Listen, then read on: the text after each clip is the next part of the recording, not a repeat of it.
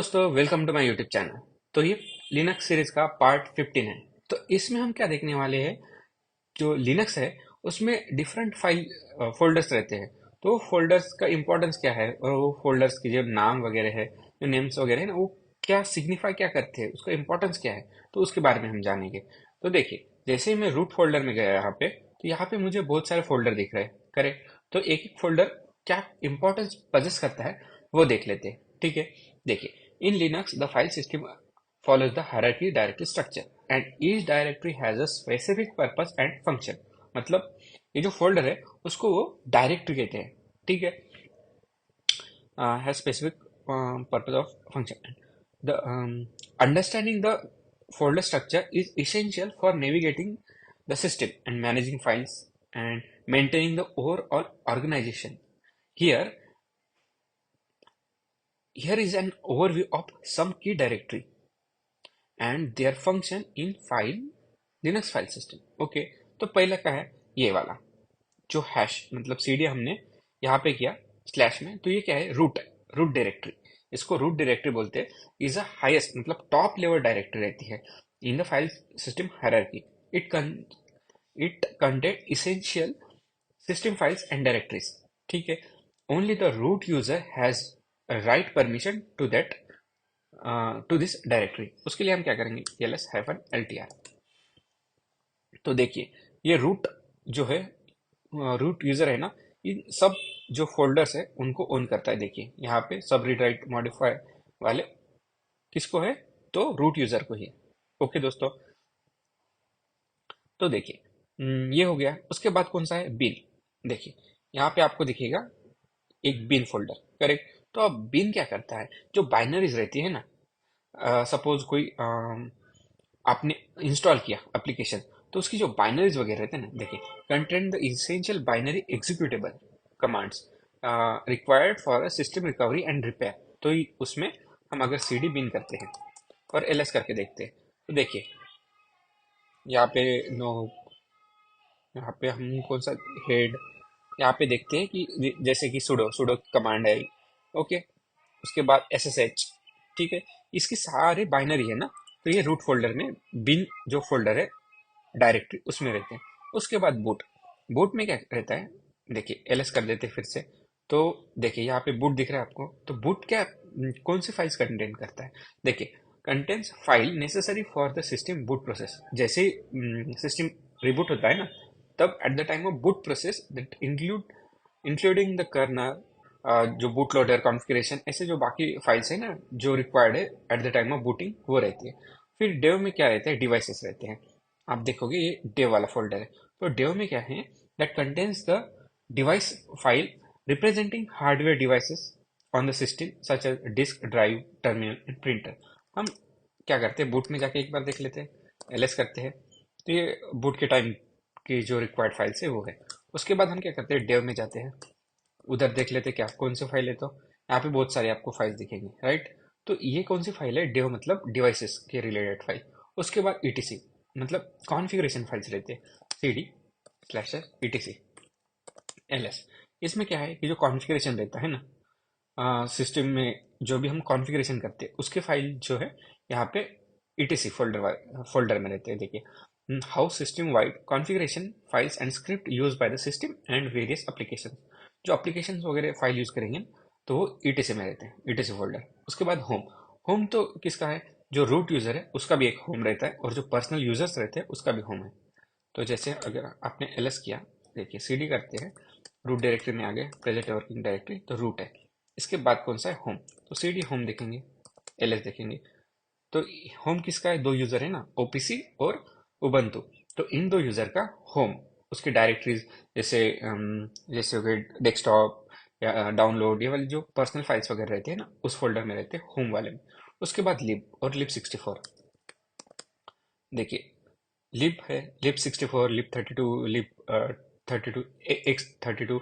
इसमें क्या है कि लाइब्रेरी के फाइल्स रहते हैं जो शेयर्ड रहते हैं ना।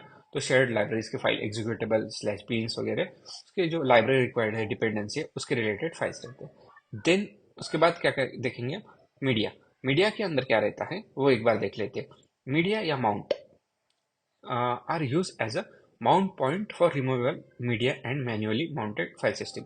जो फाइल सिस्टम रहती है, सपोज आपने कोई प्रिंटर कनेक्ट किया तो वो किस में आएगा कि मीडिया के अंडर आएगा। ओके, उसके बाद क्या है, ऑप्ट। ऑप्ट मतलब ऑप्शनल, ऑप्शनल सॉफ्टवेयर, जैसे थर्ड पार्टी सॉफ्टवेयर वगैरह है या एप्लीकेशन रहे, तो वो ये ऑप्ट फोल्डर के अंदर रहते हैं, that are not a part of default system. Okay, उसके बाद प्रोक, प्रोक वाला फोल्डर होगा एक, ये वाला।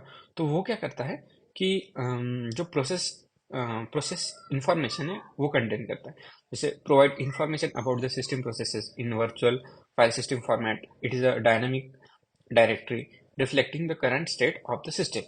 ठीक है, उसके बाद क्या है, रूट फोल्डर। रूट रूट क्या है कि home directory for root user रहता है। देन एक रन है।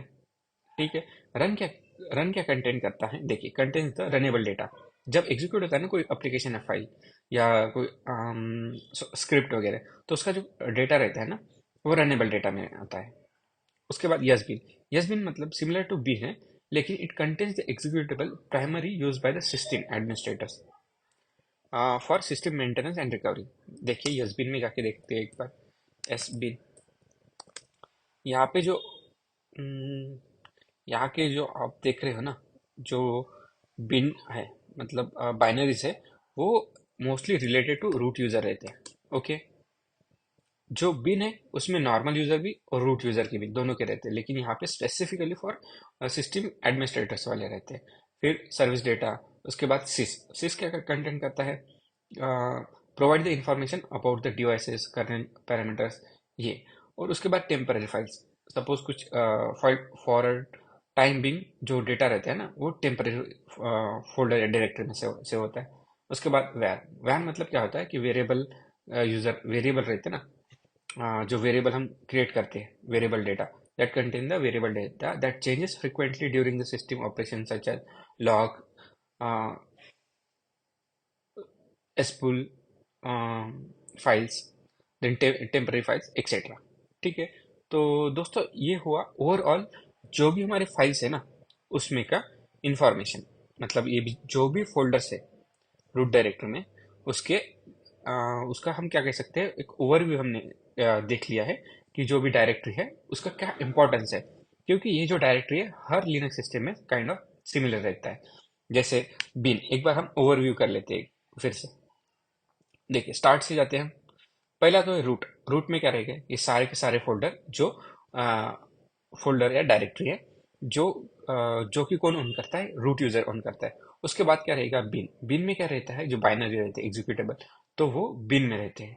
ओके, और मोस्टली जो यूजर के बाइनरीज रहते हैं वो रहते हैं। देन देन बूट में क्या रहता है, at the time of execution, मतलब देखिए, content the necessary system boot process. Boot process के टाइप पे जो डेटा रहता है वो से होता है। डेव मतलब जो डिवाइस के रिलेटेड इंफॉर्मेशन है ना, तो डेव फोल्डर में होता है। बाद में एक्सेट्रा ईटीसी मतलब क्या होता है कि सपोज कॉन्फ़िगरेशन फाइल्स वगैरह है कोई यूज़र की, तो वो ईटीसी फोल्डर में होता है। होम, जो भी यूज़र है, जो हम यूज़र क्रिएट करते हैं उसकी डायरेक्टरी होम के अंडर क्रिएट होती है। देन लिब मतलब लाइब्रेरीज रहते हैं, जो भी लाइब्रेरीज के रिलेटेड डेटा है वो लिब फोल्डर में रहता है। वैसे ही लिब 3264 ही है। उसके बाद मीडिया, जब भी हम कोई मीडिया डिवाइस कनेक्ट करते हैं तो मीडिया फोल्डर में उसका डेटा हमें दिख जाता है। देन माउंट, माउंट पॉइंट्स वगैरह रहते हैं, हम माउंट पॉइंट क्रिएट करते हैं ना, तो वो माउंट के अंदर आता है। फिर ऑप्ट मतलब ऑप्शनल जो रहते हैं या थर्ड पार्टी वगैरह रहते हैं फोल्डर्स या फाइल, तो वो ऑप्ट में आते हैं। हाँ, देन प्रोक में क्या है, प्रोसेस रिलेटेड जो फाइल्स या डेटा है वो रहेगा। रूट में जो रूट यूजर है उसका डेटा रहेगा। देन रन मतलब जो eight the time of run application, eight the time of running application, वो जो डेटा क्रिएट होता है ना, वो रन में रहता है। देन एस बिन मतलब क्या है कि जो सिस्टम के बिन बाइनरीज है वो स्पेसिफिकली एस बिन में रहते हैं। उसके बाद हमने क्या देखा कि ये हो गया, रन देखा, एस बिन देखा, सर्विस डेटा है वो है, सिस्टम का है, सिस्टम इंफॉर्मेशन है। देन टेम्प देखा, एक टेम्प इंपॉर्टेंट है। तो टेम्प क्या करता है कि टेम्पररी फाइल जो रहती है ना वो टेम्प में आ जाएगी। और यूजर वाला है, और वैर मतलब जब हम वेरिएबल वगैरह क्रिएट करते हैं ना उसका डेटा वैर में आता है। ओके दोस्तों, तो that's all for this video. अगर इन केस आपको इस वीडियो से कुछ भी आपको नया सीखने को मिला होगा, तो please don't forget to like this video, share with your friends and family. Also do subscribe to my YouTube channel. Thank you दोस्तों।